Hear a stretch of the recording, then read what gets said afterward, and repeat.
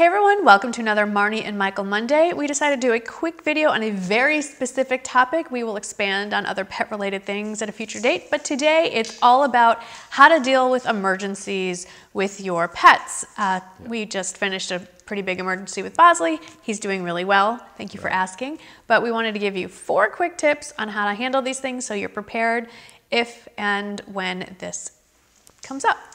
It's really important when you have pets to first identify, even before you have a pet, where in an emergency situation you could get some type of treatment.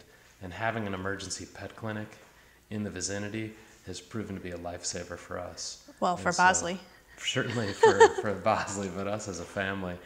And so I guess our recommendation as point number 1 is identify where that emergency pet clinic or emergency services is located. If you have one, you know, that might dictate the type of animal you purchase or the type of breed that you get. That's true, because most vets are not open on weekends or late night. And emergencies always arise when? Hey, at the time that you least expect it. And usually it's just as you're about to go out or leave town or or go to have sleep. A family event where multiple people are coming in from long distances. Yeah, we've had it all.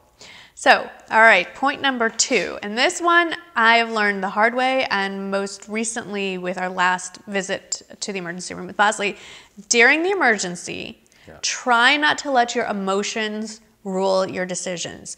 Without fail, every time we've been in the emergency room with Bosley over the last 13 years, whether it was an injury or an illness or he ingested something poisonous, emergency vets, I think, and perhaps even emergency doctors are trained to just, worst case scenario, jump in there and let's spend tons of money and address the issue. If we had listened to the vet the last time, they would have sliced Bosley open and done exploratory surgery on a 13-year-old dog. You're talking about the emergency room vet. Yes. So the vet that is doing the triage has proven to sometimes offer these really grandiose recommendations to do all kinds of invasive and expensive things. So our recommendation to you, after 13 years of experience, even longer, over the course of owning dogs over a lifetime, the goal for an emergency room visit is stabilization. Don't do anything drastic, don't do anything invasive, and nothing too terribly expensive.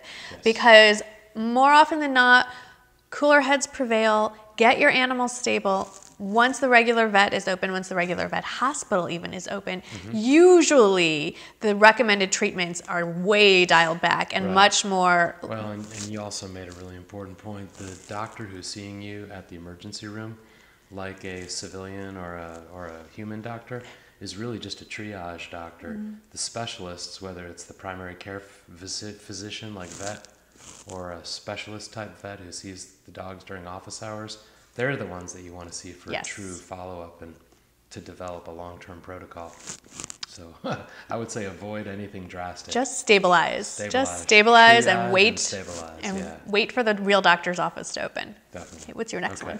The next one is, this is my common theme, because you never want to be left in a lurch where you don't have the ability to kind of afford the overhead of having pets. You really need to anticipate. Maybe not so much when the dogs are just puppies, but start planning and preparing to have some financial resources to cover these types of emergencies because they're quite expensive. We haven't really explored in detail the prospects of pet insurance, although it does exist in America, and it's probably something that we would explore a little bit further. We have always, however, put money aside. We put it as part of our MQA budget. Emergency fund, really. Money set aside every month, and then it just kind of accrues over a period of months and years for an emergency. And so, you want to be able to provide reasonable care for the dogs and pets that you love. One last tip I want to add about pet insurance. We can't get pet insurance now because our dogs are too old. It's something you really have to buy when they're puppies. I would look into it and investigate it just like any other financial investment. Make sure it is worth it.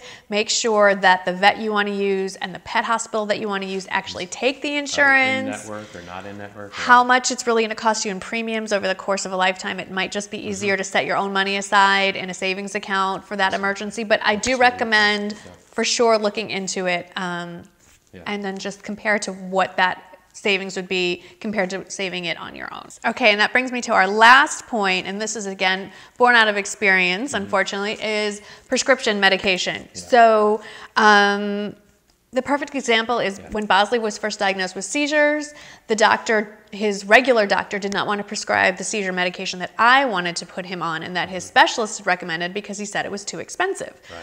Well, at our CVS, where we were going to have to fill it, it was over $200 a month for his seizure meds. So I shopped around. Our local grocery store, H-E-B, offered the same medication for pets for $28 a month. Right. So my advice to you is shop your prescriptions. Number one, I would never fill even your regular flea control or heartworm meds with your veterinarian's office. 1-800-PET-MEDS, Costco. There's a bunch of different online prescription places. I can't remember the names of them, but a few of you have recommended me some other online pet pharmacies. If you could put those in the comments, shop it around. I have found lower prices for everything. Like I said, even their heartworm and flea stuff. And I've called my vet and said, hey, 1-800-PET-MEDS offers it for this price. Can you match it? And they've always said, no, go ahead and order it where you can find it least expensive. So don't feel like you have to run out and buy their thyroid meds, their antibiotics, whatever it is, straight from your veterinarian. And your local grocery store oftentimes offers pet kind of special prescription sign-up plans, Costco, and they can fill most prescriptions that day. So don't feel like that you're in a hurry and you have to buy. Worst, 1 or 2 pills to get you through until the prescription's ready elsewhere. But that has literally saved us probably thousands of dollars over the years. So those are our just some 4 basic tips on how to get through some emergency situations with your pet. Hopefully you'll never have to use any of these options. If you'd like to see some other quick tips from us on pretty much any topic you can think of, please don't hesitate to ask in the comments below.